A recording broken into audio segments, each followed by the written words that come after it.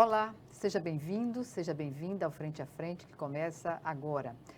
Isael Ribeiro, presidente do Sinteal, o Sindicato dos Trabalhadores em Educação no Estado de Alagoas, é o nosso entrevistado de hoje. Nós vamos falar sobre tudo o que diz respeito ao crescimento dessa instituição sindical, bem como as questões do cotidiano da população relacionadas à educação pública de qualidade em Alagoas, que é o desejo de todos nós, independentemente de sermos professores da área ou não. Professor, é um prazer tê-lo aqui, como disse anteriormente, seja bem-vindo. E comecemos pela bonificação aos profissionais de educação aprovados pela unanimidade dos parlamentares aqui no Poder Legislativo. Diga-me, o que representa esse benefício, sobretudo para os que estão no chão da escola? Olá, Gorete, tudo bem? É uma honra, tá?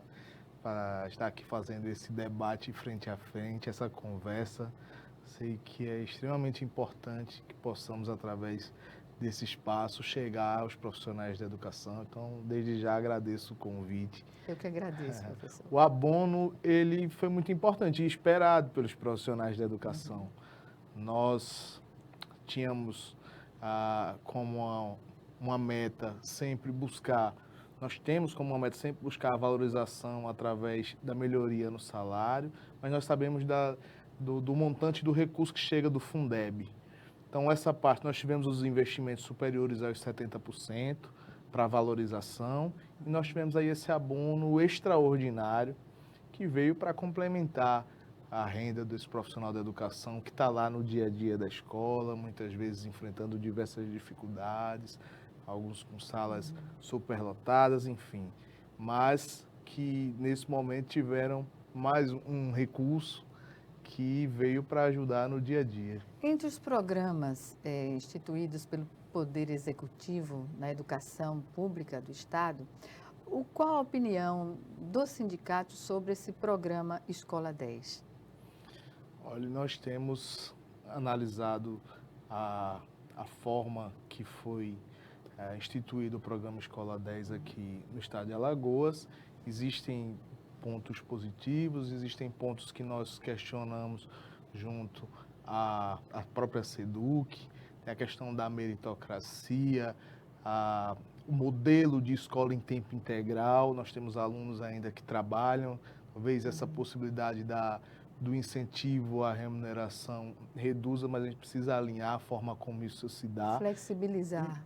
E nós fazemos um contraponto ao novo ensino médio, a forma como tem sido instituído o novo ensino médio, o modelo das disciplinas que foram criadas e a forma como isso tem sido distribuído no ensino médio. Então, a gente passa pela questão do Escola 10, mas o formato pedagógico da própria matriz curricular é que tem sido objeto de discussão junto à SEDUC para que nós possamos aí alinhar e melhorar essa política para os nossos alunos. Professor, e o diálogo, ele tem uma porta aberta, o que é que se pode entender dessa relação?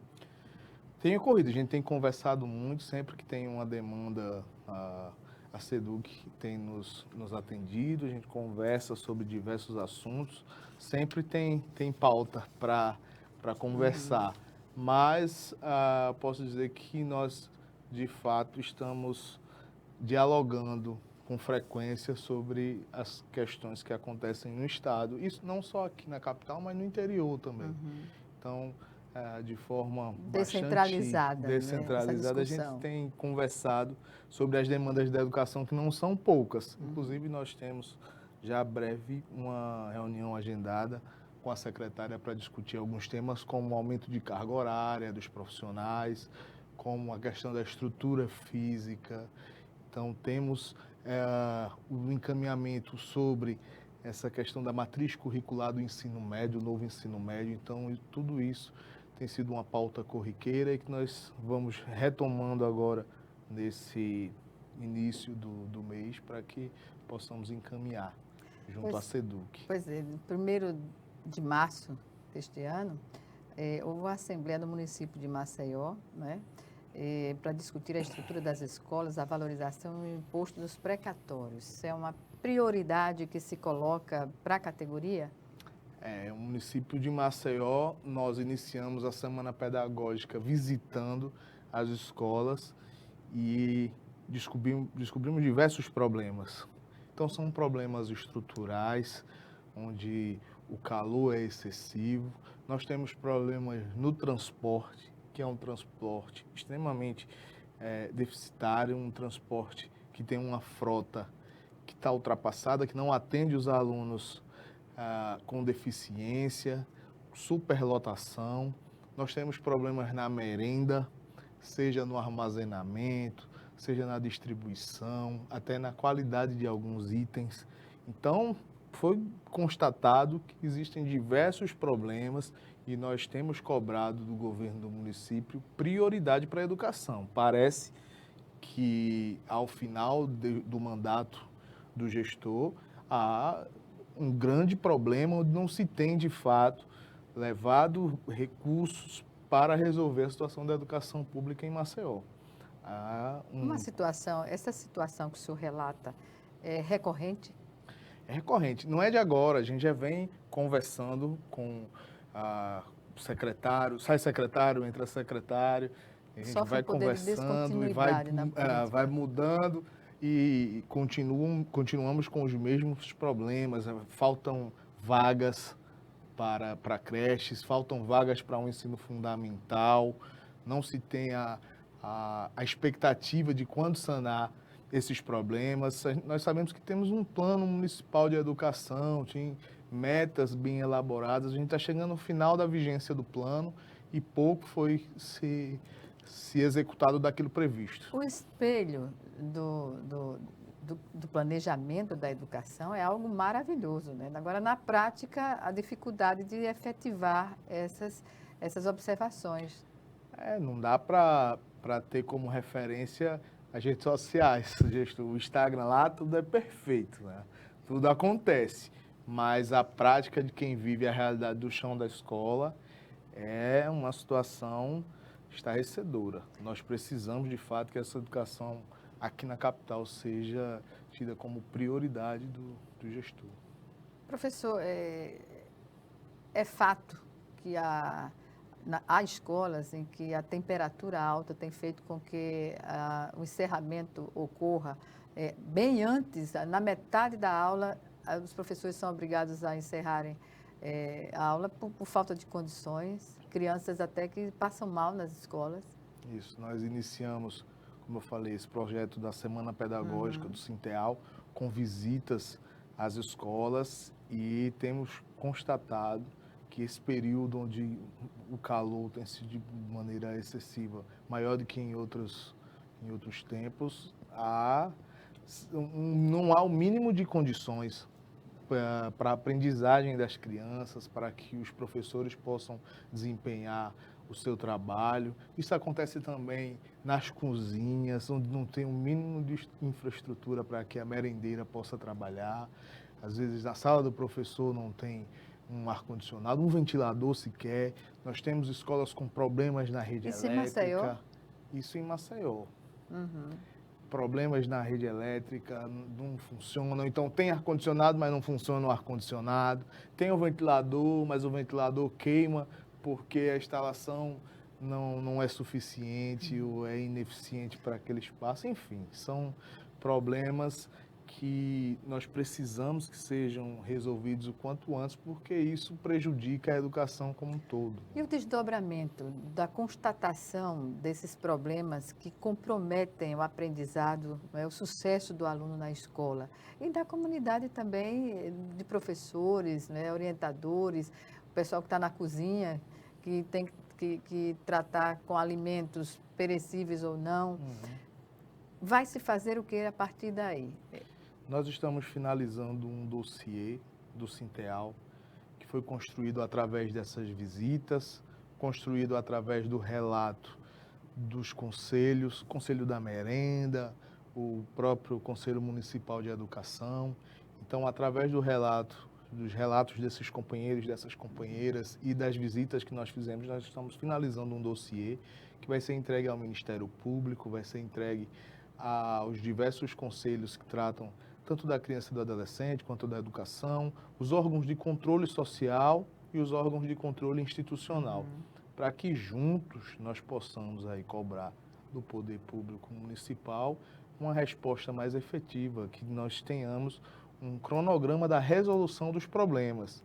Isso foi Então, mostrado em vídeo na nós TV estamos, TV Sinteal? Sinteal, nós estamos fazendo visitas diariamente às escolas, que os próprios profissionais nos convidam, dizem, na minha escola, vem aqui para a gente relatar. Não falta pauta, né, professor? Não falta, então nós temos aí visitado diversas escolas e cada vez mais chegando demanda e o papel do sindicato é esse mesmo, a gente vai às escolas, conversa com as companheiras e os companheiros e estamos aí fazendo as denúncias do que a população, do que a comunidade escolar tem enfrentado aqui na cidade. As tecnologias e as redes sociais têm cumprido um papel importante neste processo, né? A gente tem conseguido um grande número de acessos, mas para além disso, das redes sociais, muitas vezes na conversa na comunidade, lá no chão da escola a gente sai, conversa com um morador que tem sempre um relato, então vai para além das redes sociais, do alcance das redes sociais. Pois é, mas a mobilização popular em torno de um bem coletivo que é a escola e a qualidade que ela tem a obrigação de ter na oferta do ensino, em qualquer área, a gente percebe que há um tempo a mobilização nas ruas era mais forte, né? O que acontece, professor? Que as pessoas não estão indo às ruas.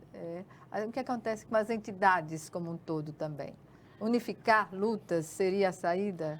Eu acredito que nós vivemos um novo período. Nós tivemos um tempo onde a solidariedade era o princípio que norteavam as atividades. Então, de um tempo para cá, tudo se pauta em torno do empreendedor de si mesmo, do eu, né? Então, você tem a questão do individualismo aumentou, de se vender a ideia de que as pessoas são responsáveis pelo seu próprio sucesso, que não tem mais a coletividade. Não tem nada a ver. Né? Então, isso tem sido um princípio que tem se difundido na sociedade através do processo de mercantilização, através de diversos coaches que pregam isso, tipo, você é empreendedor de si mesmo, você é responsável pelo seu sucesso ou pelo insucesso. E eu acho que isso tem afastado as pessoas do princípio da coletividade, da solidariedade. Isso então, é um retrocesso social, muito né, grande. Professor? Então, parece que o problema ele não é comum, é um problema individual. Não, o que acontece lá é problema do outro. Então, Isso é de um prejuízo terrível na escolarização dos alunos. E a educação é um caminho para mudar isso. Mas nós enfrentamos diversos desafios. A própria forma de lidar com a tecnologia é um desafio para quem está na sala de aula. A forma como nós precisamos mudar os processos educativos, se inteirar nisso que está agora vigente, no novo, no que é moderno, no que é digital, porém levando em conta que é preciso conversar, é preciso socializar, que há momentos para o digital, mas também há momentos para o contato, para a conversa. Para o presencial. Para o presencial, né? Então, tem uma dificuldade e talvez um desafio muito grande para os profissionais da educação, que é como utilizar essas ferramentas nessa nova perspectiva da pedagogia. Né? Então, uma pedagogia mais humana, que possa retomar princípios de uma educação que seja mais democrática. Pois é, e agora tem instrumentos, né? Tem instrumentos. Não pode a tecnologia, a rede social, isolar, porque não é o papel da rede social em si. Não é. Então, assim, tem melhorado muito. A gente tem diversas ferramentas que nós podemos trabalhar com os nossos alunos. Muitos não têm acesso, algumas escolas têm dificuldade com internet, com tudo, mas a gente precisa utilizar essa ferramenta. A gente tem muito trabalho legal de professora, de professor que tem desenvolvido essas tecnologias para fazer uma educação mais progressista, uma educação que de fato seja significativa. porque tem que estar atrelado ali à vivência daquele aluno. Então, a gente vai utilizar isso de uma forma que seja melhor para a educação do aluno. Tá? Então, esse princípio que tem se levantado em torno de... Até a própria escola, existem currículos que trazem a questão do empreendedorismo, que não é que seja contrário ao empreendedorismo, mas é entender como se dá esses processos e que não só isso. Ou então dizer que o seu insucesso, que muitas vezes está ligado a diversos fatores, é só responsabilidade sua. Não pode jogar essa responsabilidade para um jovem, por exemplo, que no final acaba evadindo da escola porque não teve esse apoio, não teve estímulo, porque não teve acolhimento, não teve esse nem acolhimento. entendimento correto da sua função. É verdade. Professor, nós vamos chamar agora o nosso primeiro intervalo e o Frente a Frente está de volta em 1 minuto. Até já.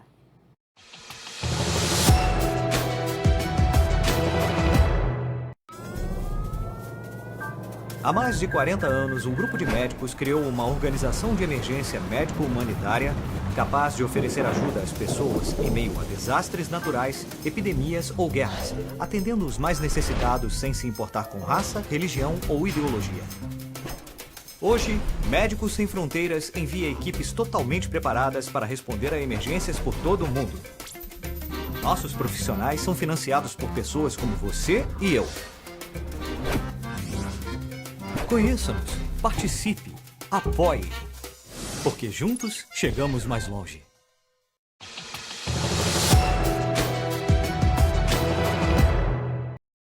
Diretora. De volta com Frente a Frente, que hoje recebe Isael Ribeiro, ele que é presidente do Sinteal, o Sindicato dos Trabalhadores em Educação no estado de Alagoas. E, claro, estamos falando sobre a conjuntura política, social, econômica e de que tanto a educação no Brasil pede a prioridade, né, nos investimentos, sobretudo, e Alagoas não está fora desse contexto. Professor, a diretora da Confederação Nacional dos Trabalhadores em Educação, numa entrevista, Rosilene Corrêa, ela disse que nós vivemos um apagão docente, ou seja, poucos alunos, proporcionalmente falando, estão escolhendo a licenciatura em detrimento de outras profissões. Isso cai em cheio sobre o que o senhor falou agora há pouco, não é verdade? É isso. Primeiro, mandar um abração para a Rosilene, que é diretora da CNTE, faz parte do SIMPRO-DF, que é o Sindicato dos Professores de Brasília, grande companheira da educação. E, de fato, é isso. Né? Nós percebemos que há um desestímulo do jovem em optar por uma licenciatura, pela pedagogia. Pra você ter uma ideia, 66% dos professores e das professoras se afastam por doença, porque a sala de aula, da forma que está, ela vem... É estressante. Vem adoecendo os profissionais da educação. Para que você possa desempenhar o seu trabalho, muitas vezes o professor precisa investir do seu salário, comprar uma impressora, comprar papel. Porque esses instrumentos não podem esperar, né? E não dá, e assim, a educação é uma profissão muito humana.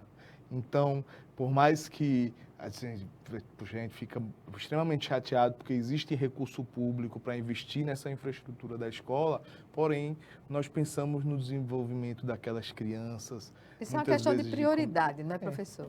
Aí acaba que esses profissionais que já têm o seu salário precarizado, investem na educação para que isso possa ter resultado. Você pode olhar em qualquer escola, em qualquer cidade que você for desse estado, se tiver um projeto pedagógico, se tiver um projeto diferenciado daquilo do cotidiano, tenha certeza que tem dinheiro do salário da professora, daquele professor, investido para que se possa ter um resultado significativo.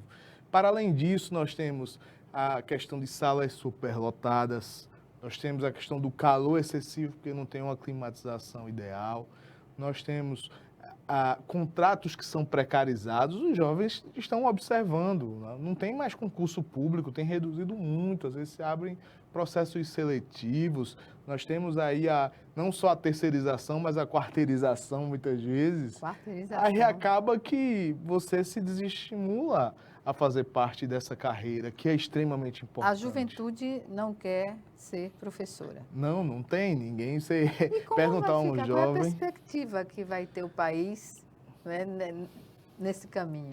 Existe uma discussão já em Brasília, via governo federal, inclusive com a participação da nossa confederação, para que possa tornar mais atrativa a carreira docente. A mãe das profissões, né? Para ser isso, subjugada dessa forma. Para isso é importante que nós possamos, de fato, fazer com que o piso nacional do magistério possa se fazer valer. Já existe na legislação, mas muitos municípios não pagam. Nós temos a expectativa de que se tenha piso e carreira. Hoje nós temos um piso de R$ 4.580,57 para 40 horas. Há um tempo atrás, nós éramos aí uma das piores remunerações entre as carreiras de nível superior. Hoje melhorou muito com a lei do Fundeb. Então, nós conseguimos aí um avanço muito grande, porém, existem ainda alguns entes que insistem em não pagar. E nós estamos na luta para que possa se cumprir a questão da remuneração.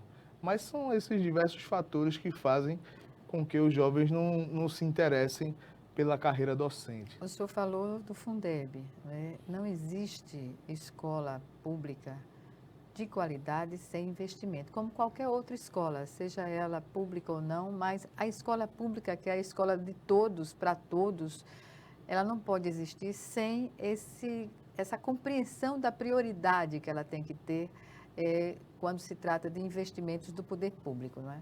É isso. A educação, ela não só pode ser prioridade nos palanques eleitorais, ela precisa de fato estar em evidência no sentido de que, para que nós possamos mudar a sociedade, Paulo Freire já dizia, né? A educação não muda o mundo, mas a educação muda as pessoas e as pessoas mudam o mundo. Então, nós precisamos que a educação de fato seja prioridade e que não seja tão negligenciada pelos entes públicos. É necessário um incentivo coletivo para que nós possamos mudar a realidade desses jovens através da educação pública. Bem, estamos em ano eleitoral. Seria interessante combinar, né, o discurso com a prática. A população está sendo chamada a constatar, a averiguar se o discurso está coadunando com a prática, em termos de educação de qualidade. Isso, eu acho que até os canais do sindicato são um instrumento para que a sociedade possa analisar o que está acontecendo na prática. Então, isso é a questão da merenda de baixa qualidade, questão da infraestrutura, escolas que faltam profissionais da educação, tudo isso tende a influenciar no processo de aprendizagem. De professores? A evasão de alunos, a evasão de professores, porque o pessoal mais jovem que entra no concurso público, por exemplo, dos municípios ou da rede estadual, tendem a buscar outras carreiras. Então, fazem da educação uma carreira meio que intermediária. Buscam outras carreiras. A condição melhor. Agora, aqui, por exemplo, a rede estadual de educação, nós conseguimos melhorar através de uma reformulação do PCCS, que quem vai, por exemplo, do mestrado para o doutorado, vai ter 20% de reajuste. É um incentivo. Então, isso é um incentivo à formação, que as pessoas busquem não só a especialização, mas o mestrado, o doutorado. Então, esse exemplo da mudança que ocorreu no PCCS da rede estadual deveria ser seguido também pelos municípios. Nós temos municípios aí que sequer tem nível doutorado, só vai até o mestrado. E outros, essa mudança entre as classes, elas são de 5%, 6%, chegam a 10%.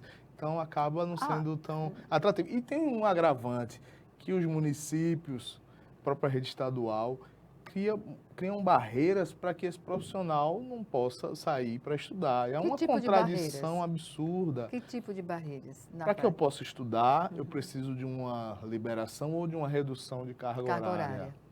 E aí, muitas vezes... Não é concedido. Não é concedido. A gente precisa entrar na justiça para dar o suporte a esse profissional. Outras vezes tem alguns planos que liberam um professor, Não dois. dá para entender porque é um investimento que vai se aplicar na rede como um todo, não é?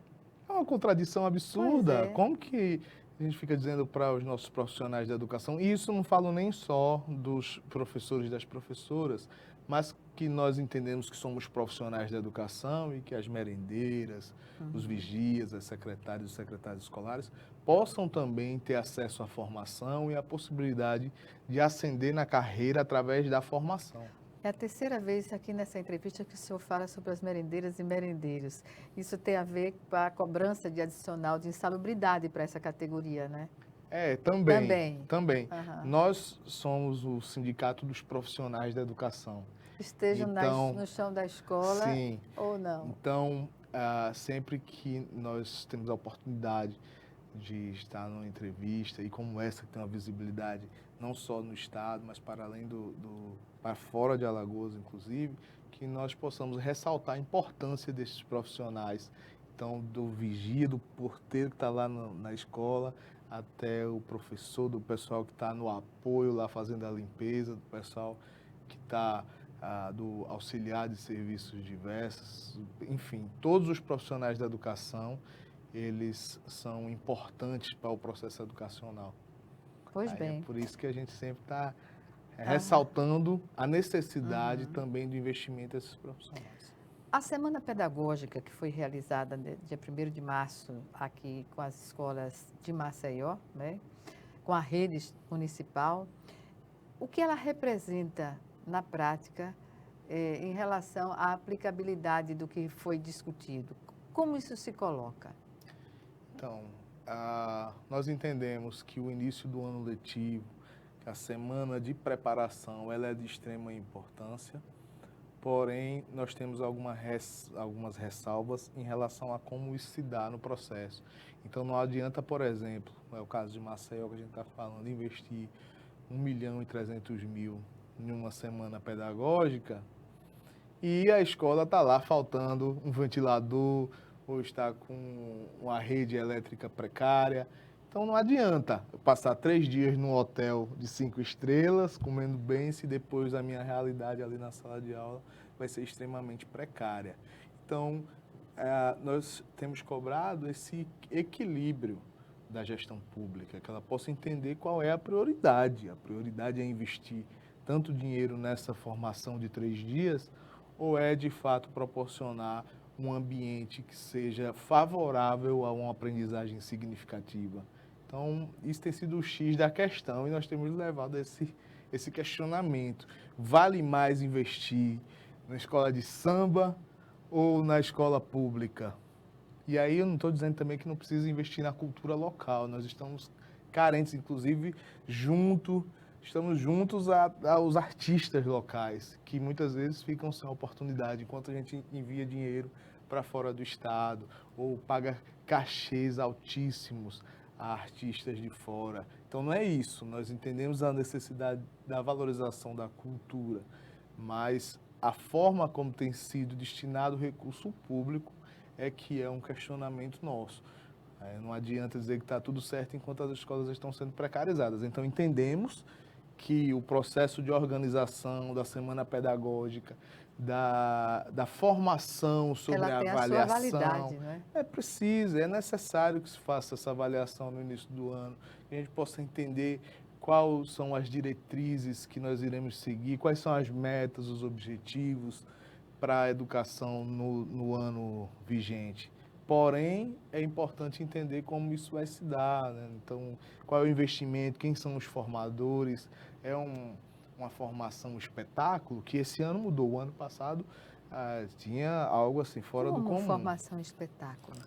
Porque agora está na moda, ao invés de educadores e educadoras, os gestores trazem artistas, fazem festas, enfim, espetáculos. Então, trazem coaches para fazer reprogramação E o reprogramação que dos fica na profissionais. essência? Então, a gente tem feito um debate sobre isso. Que educação é essa? Qual é a educação que nós estamos desejando? Qual é o ideal pedagógico? A formação, né? Então, é isso que a gente está questionando, né? Não é que a gente é contra a semana pedagógica. Pelo contrário, nós temos excelentes profissionais aqui do estado, ou até de cidades vizinhas aqui, aliás, de estados vizinhos, que são da rede pública, que trabalham com educação, que têm já um know-how na área, que podem contribuir. Não precisa de Troca algo... de experiências bem-sucedidas, Claro, né? isso é importante A gestão demais. democrática permite isso desde quando foi criada, né? Sim, a gestão democrática é um objetivo. Nós precisamos de uma escola que seja democrática. E quando a gente fala na gestão democrática, a gente não está falando só da eleição de diretores e diretoras, mas nós estamos falando da condução do processo educacional através do fortalecimento do conselho, através da participação da comunidade escolar na escola. Então, tudo isso é importante. Pois bem. Vamos chamar agora o nosso segundo e último intervalo. Em 1 minuto, estaremos de volta.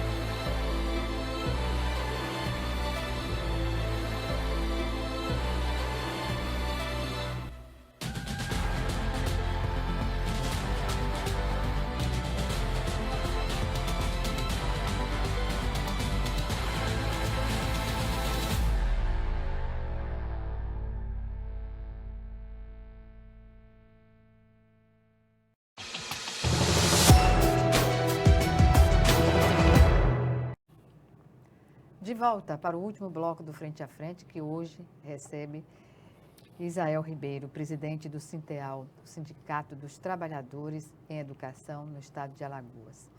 Isael, professor Isael, estamos no mês em que as mulheres evidenciam as lutas, né, pelo reconhecimento do que elas são no dia a dia, em qualquer circunstância, em qualquer, digamos, em qualquer setor da vida. Eu pergunto, a questão do assédio moral a profissionais na área da educação, essa é uma questão ainda latente, eu digo, no estado de Alagoas? Sim, nós recebemos diversos relatos em visitas, muitas vezes as pessoas ligam para o Zap do Sinteal, que é um canal de comunicação com o nosso filiado. Isso se dá em diversas questões. Muitas vezes o chefe imediato, que tem uma prática que não é tão democrática com seu colega de trabalho. Isso se evidencia muito em períodos de greve, paralisação. Parece que isso se multiplica nesses períodos. Mas nós temos conversado, dando suporte jurídico a esses profissionais da educação, além do suporte político, da conversa, nós fazemos o acompanhamento, porque acaba, muitas vezes, desses profissionais, para além de ser crime em algumas situações, nós temos um adoecimento da categoria, como a gente falou no bloco anterior, que 66% dos profissionais da educação acabam se afastando por algum tipo de doença. E isso passa muito pelo ambiente do trabalho. O Sinteal tem uma equipe da saúde do trabalhador que tem visitado as escolas, tem feito rodas comunitárias com as psicólogas do Sinteal. Então, a gente tem feito um trabalho muito grande nesse sentido para tentar reduzir o impacto. E aí a gente entra a questão do assédio moral aos profissionais, tem a questão do adoecimento no local de trabalho. Então, tem sido algo cotidiano. Você falou do mês da mulher, sabe? O Pois é. Sinteal é um sindicato que ele é Que reúne predominante. o maior número de mulheres. Eu tenho muito orgulho de estar lá entre elas. Eu sou o segundo presidente homem da história, dos 35 anos do Sinteal. Foi o Milton Canuto e agora eu estou tendo essa oportunidade de Pois estar é, é uma elas. oportunidade que não vem, digamos, à toa, não é? Porque é uma construção de vida, do caráter de estar num sindicato predominantemente ocupado por mulheres. E nesse sentido eu pergunto, estamos no mês da comemoração das conquistas das mulheres, qual o seu olhar sobre as mulheres professoras em Alagoas? Num contexto mais amplo no país, não é? A gente falou agora há pouco da falta de interesse da juventude em buscar a licenciatura. Isso já é... E aí a representatividade de homens fica menor, mas os problemas também que ocorrem com as mulheres, ter o assédio moral, pode ter o assédio também sexual, e tudo isso está colocado como um desafio para as mulheres que estão na lida do trabalho. Nós temos aqui, eu tenho a honra de trabalhar com mulheres que são guerreiras, que fazem de fato a transformação desse Estado através da luta, através da educação. Então, nós temos uma sociedade onde o patriarcado ainda é muito forte. O machismo, né? O machismo, a misoginia. Então, elas têm feito uma luta intensa. Não só, acho que são profissionais da educação, mas das diversas categorias. Nós temos a Marcha Mundial das Mulheres, nós temos os outros grupos e os coletivos que tratam da pauta feminista e que estão na vanguarda dessa luta nacionalmente. As nossas companheiras aqui, alagoanas, fazem de fato a luta acontecer contra qualquer forma de machismo, de misoginia. E o nosso papel enquanto homem é estar ao lado delas nessa luta, é conversar com o nosso companheiro que esse tempo acabou do machismo e precisamos intensificar isso devido, inclusive, ao alto índice de violência, de ataques. Exatamente. E as mulheres, por mais instrumentos que existam, no sentido de fazer a denúncia, muitas mulheres ainda submetem-se à violência doméstica. E isso é algo a ser tratado na escola, porque não é uma questão só a mulher, é uma questão para a família. A violência que se pratica contra a mulher, ela tem reflexos na família como um todo. As crianças vão para a escola, muitas vezes, com sinais de violência decorrentes de uma relação doente, na família. Isso, e os profissionais da educação têm um papel importante nesse sentido. Quantas professoras e professores não identificaram, através de uma conversa com o aluno, que existe uma situação de violência ou não puderam ajudar essas famílias, ou às vezes o próprio profissional da educação, a própria mulher, a professora, a secretária escolar, a merendeira, enfim, sofre esse tipo de violência em casa e através se tiver um ambiente favorável, pode fazer essa denúncia e a luta contra essas formas de machismo ou de violência familiar, enfim, violência no trabalho. Tem a luta cotidiana que tem sido, primeiro, autoconstruído por essas mulheres, elas autoconstroem seu movimento, sua luta e se fortalecido através de diversas ações. Então, para mim, é uma honra caminhar ao lado dessas mulheres. Eu tenho aprendido muito a cada dia. E é muito importante estar ao lado delas e compreender essas dinâmicas que são desenvolvidas no dia a dia. Se predispor a aprender, Isso é algo mútuo na relação do trabalho, na relação, nos relacionamentos como um todo. Em relação ainda à professora que está na escola e ela ser um auxiliar, muitas vezes, da justiça para tirar uma criança do espaço de violência e não conseguir ela própria, vivenciando uma situação como essa. O sindicato tem a sensibilidade de procurar alternativas. Isso precisa ser mais discutido no âmbito dos professores? A gente tem fortalecido, para além do 8 de março, que é um dia histórico de lutas, nós temos fortalecido, não só aqui na capital, mas também no interior, atividades que são específicas para a pauta da mulher. Nós temos em março a marcha que acontece aqui, acontecem atividades no interior.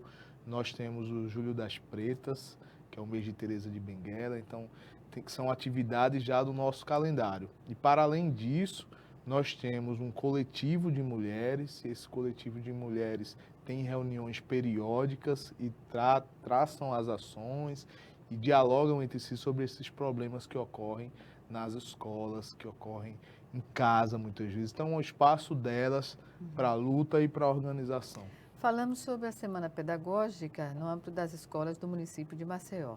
No estado como um todo, qual é a realidade das escolas no âmbito municipal e estadual?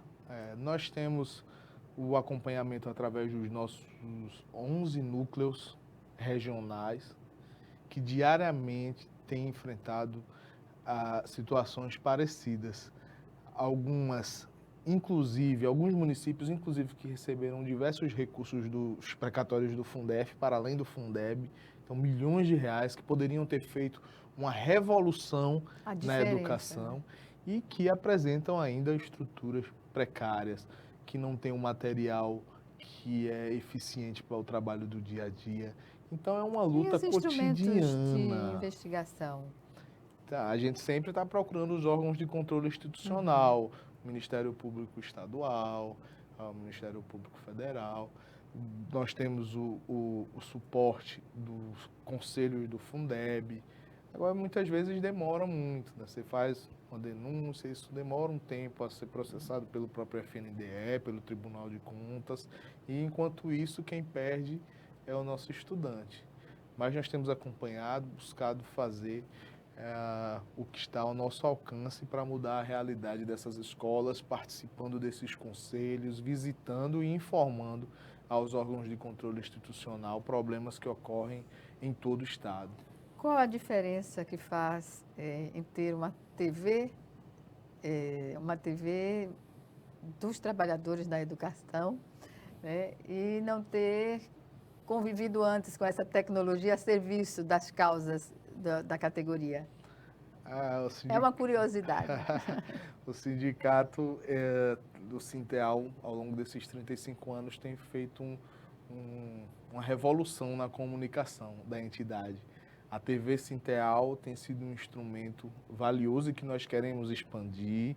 Brevemente, na nova sede, teremos um espaço para a TV Sinteal. Pois é. Mas nós estamos fazendo, através das redes sociais, já diversos movimentos para que possamos alcançar o nosso público, seja aqui na capital, seja no interior. Uma interação já bem dinâmica entre os nossos filiados. Pois é, o senhor falou em nova sede do sindicato, que foi obrigado com a tragédia da Braskem, né, que atingiu em cheio uma obra existente lá, que era uma referência, né, da categoria. E como estão as obras para a nova sede do sindicato?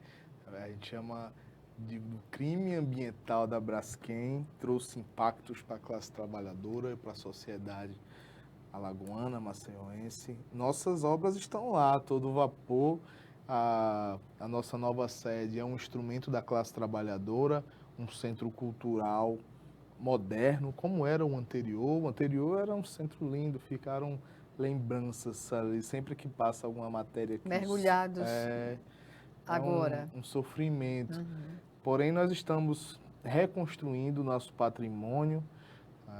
Talvez seja um dos mais modernos centros do estado de Alagoas para a nossa categoria, para os profissionais da educação, para os fazedores de cultura.